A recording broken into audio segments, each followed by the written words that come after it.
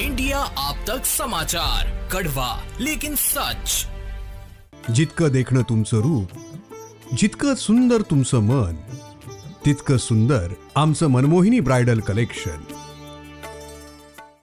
आम आदमी पार्टी के राष्ट्रीय संयोजक अरविंद केजरीवाल ने नई दिल्ली के जिला निर्वाचन अधिकारी को एक पत्र लिखकर आरोप लगाया है कि हाल के दिनों में नई दिल्ली विधानसभा क्षेत्र में मतदाता सूची में नाम जोड़ने और हटाने के आवेदनों में असामान्य वृद्धि हुई है।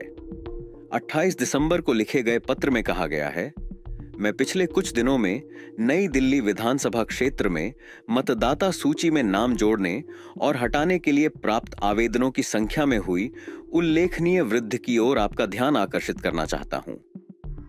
केजरीवाल ने आगे आरोप लगाया कि मतदाता सूची में छेड़छाड़ करने की एक भयावह योजना बनाई जा रही है।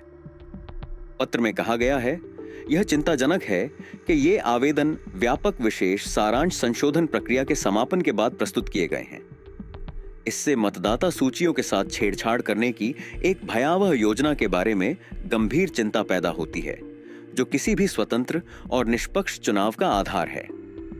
मतदाताओं के नाम जोड़ने और हटाने के आवेदनों में तीव्र वृद्धि को उजागर करते हुए केजरीवाल ने पूछा कि किसके आदेश पर मतदाताओं के नाम हटाए जा रहे हैं, और उन्होंने जिला निर्वाचन अधिकारी से अनुरोध किया कि वे उन व्यक्तियों का विवरण साझा करें जिन्होंने 29 अक्टूबर से अब तक 5 से अधिक नाम हटाने के आवेदन प्रस्तुत किए हैं। पत्र में कहा गया है, इस मामले को संबोधित करने के लिए मैं आपसे उन व्यक्तियों आपत्तिकर्ताओं का विवरण प्रदान करने का अनुरोध करता हूं जिन्होंने 29 अक्टूबर 2024 से 5 से अधिक विलोपन आवेदन प्रस्तुत किए हैं। विशेष रूप से हम या तो उनके ईपीआईसी विवरण या उनके द्वारा दायर फॉर्म 7 की प्रतियां चाहते हैं।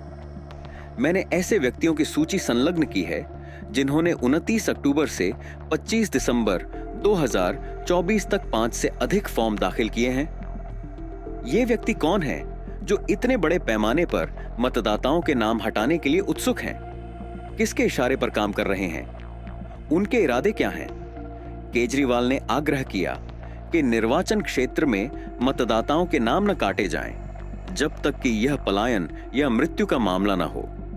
उन्होंने आगे कहा कि यदि चुनाव आयोग को किसी मतदाता का नाम हटाना आवश्यक लगता है तो ऐसी कार्रवाई से पहले सभी दलों के बूथ लेवल एजेंटों की मौजूदगी में बूथ लेवल अधिकारी बीएलओ द्वारा गहन जमीनी सत्यापन किया जाना चाहिए। पत्र में आगे कहा गया है, चुनावी प्रक्रिया की अखंडता की रक्षा के लिए मैं दृढ़ता से आग्रह करता हूं कि निर्वाचन क्षेत्र में आगे कोई मतदाता नाम न हटाया जाए जब तक कि यह माइग्रेशन यानी फॉर्म 8 का मामला न हो और मृत्यु का मामला न हो जिसके साथ मृत्यु प्रमाण पत्र भी होना चाहिए। किसी भी मामले में कठोर सत्यापन के बिना नाम नहीं हटाया जाना चाहिए। यदि चुनाव आयोग किसी मतदाता का नाम हटाना बिल्कुल आवश्यक समझता है तो ऐसी कार्रवाई से पहले सभी दलों के बूथ लेवल एजेंट बीएलए 1 और बीएलए 2 की उपस्थिति में बूथ लेवल अधिकारी बीएलओ द्वारा पूरी तरह से जमीनी सत्यापन किया जाना चाहिए। यह कदम यह सुनिश्चित करने के लिए आवश्यक है कि किसी भी वास्तविक मतदाता को गलत तरीके से नहीं हटाया जाए।